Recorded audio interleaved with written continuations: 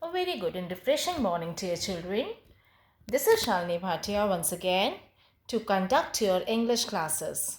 Today we are going to study chapter 8 from a railway carriage poem written by the famous Scottish writer Robert Louis Stevenson. Let's first something know about poet.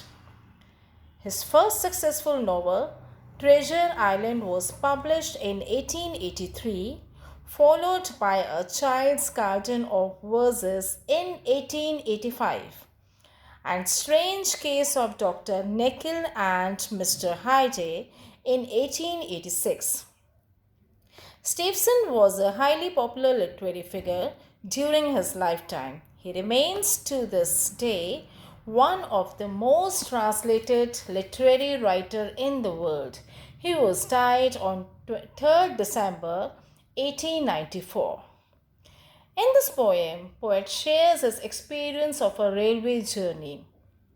He describes the amazing speed of a train. He presents the natural scenes as seen from the window of a railway carriage. Let's have now line to line explanation. First stanza: faster than fairies, faster than witches, bridges and houses, hedges and ditches, and charging along like troops in a battle, all through the meadows, the horses and cattle.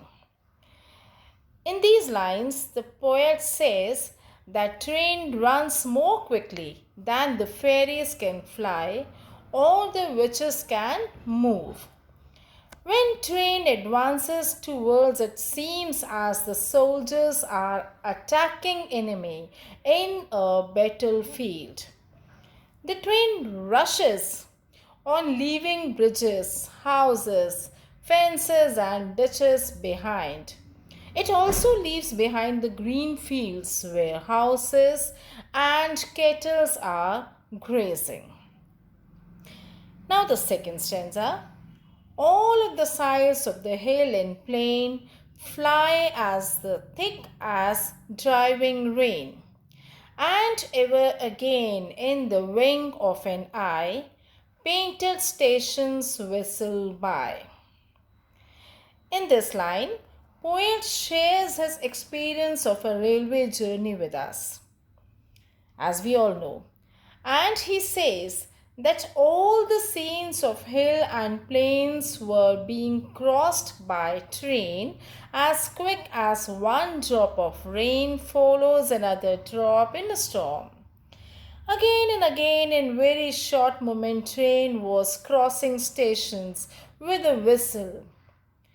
From the window of compartment of train, buildings of stations were seen as painted pictures. Now comes third stanza.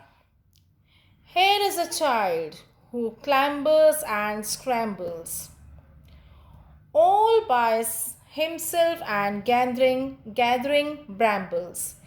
Here is a tramp who stands and gazes, and there is green for stringing the daisies.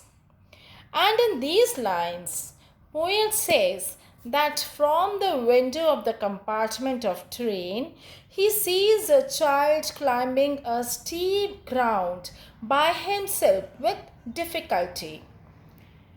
The child was also gathering blackberries during climbing. Poet sees a homeless person who was looking at the train with amazement. He also sees some ladies in a common village grassland.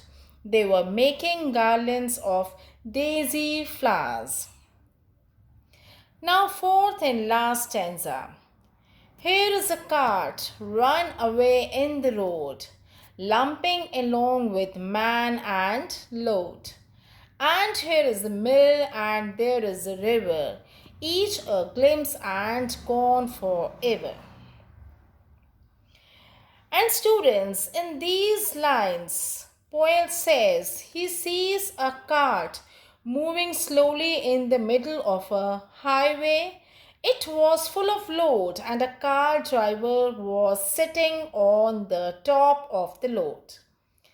He sees a watermill and river while traveling in the train.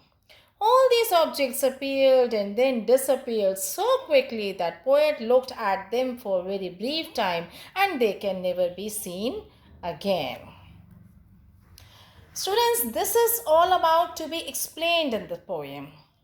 Now let's know about the poetic devices used in this poem.